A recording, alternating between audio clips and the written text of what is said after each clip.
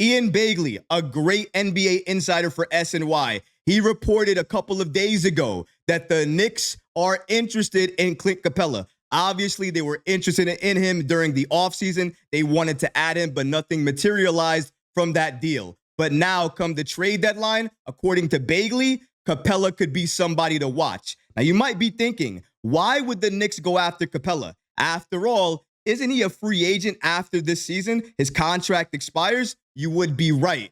But that could be the real reason why the Knicks want to sign him to this team. According to Sports Illustrated, they potentially indicate that the Knicks could sign Clint Capela to the team, potentially to reset at the center position after the end of the season, and also to utilize that money on other players that they need to re-sign. We're going to break down all of those reports today and so much more. If you're not already subscribed to the channel, go ahead and hit that subscribe button now. And make sure you have notifications turned on so you don't miss a second of the new content.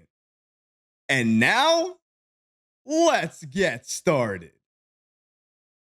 Why the Knicks are targeting Clint Capela for a trade. Now, Ian Bagley a couple of days ago gave the Knicks a number of different targets potentially that the Knicks are linked to at the trade deadline. Now, he talked about Walker Kessler. That's been a name that we spoke about on this channel at length now. I released a video a couple of days ago speaking about DeAndre Ayton, speaking about John Collins, speaking about Robert Williams III and Jonas Valanciunas. So suffice to say, the Knicks have been linked to basically nearly every single center that's going to likely be available come the deadline. But one center that doesn't get talked about a lot is Clint Capela. Normally the reason is because the Hawks tried to move him a couple of times, but could never get anything for him because the asking price was just too high. His contract, too high. Like I said to start the show, he's entering free agency. So what team would want to give up significant assets to get him on the team? But if Clint Capela's value drops a little bit and the Hawks want to come down on price, the Knicks might be persuaded to make a trade to get Capela on this team. Now, let's break down some of these recent reports before I give you my reaction on the real reason why the Knicks are going after Clint Capela and wanting to add him to this team. Let's go to the Bagley report because that's really what started this all off. According to Ian Bagley, he states the following. As far as backup centers and the trade deadline, I know the Knicks talked to Atlanta this offseason about a deal involving Clint Capela. Capela is 30. He's entering the final season of his 2-year deal with the Hawks. He's projected to make a little over $22 million. $22 million. So when I talk about the cap hit and I talk about that contract, just remember, that's what they have to absorb when they make this trade. But let's continue here. It's a large cap hit, but for a player who averages 11.5 points and 10.6 rebounds, he could be worth it for the Knicks. Another reason the Knicks might go this direction, and this doesn't get talked about enough, Capela, his health and his availability is top notch. Look at his levels of health and availability throughout the course of his career. Look at the past couple of seasons. He is actually healthy and available. So that's another reason why the Knicks might go this direction. Now, that's not the only reason why. The points and rebounds do help a lot. Walking double-double does help a lot. But according to Sports Illustrated, there might be another reason. And this reason could be something that the Knicks are absolutely going to consider here. According to Sports Illustrated, the Knicks would need to send somebody to the Hawks who matches salaries with Capela. And Mitchell Robinson is the likeliest player to be dealt in that potential trade. So let's just make peace with that as well right now. You may not like it, you may not agree with it, but if the Knicks go that direction at the trade deadline, Mitchell Robinson is gone. And that's something we all have to understand. We may want to keep him, but if they go that direction, understand who's likely going to be involved. Let's continue here. This deal wouldn't solve the Knicks' depth issues at that position, but it would bring someone who could be better than Robinson. Better because he'd be available more. I want to make sure that's clear. Capela is a free agent at the end of the year, while Robinson is set to make about $12 million. So it would clear up some room for the team to give Julius Randle more money or give the Knicks freedom to go in a different direction entirely regarding the center position. So there you have it. Why the Knicks are targeting Clint Capela? One of the main reasons, what the real reason is because if they target him, they can waive him at the end of the season because he's a free agent, so he can walk.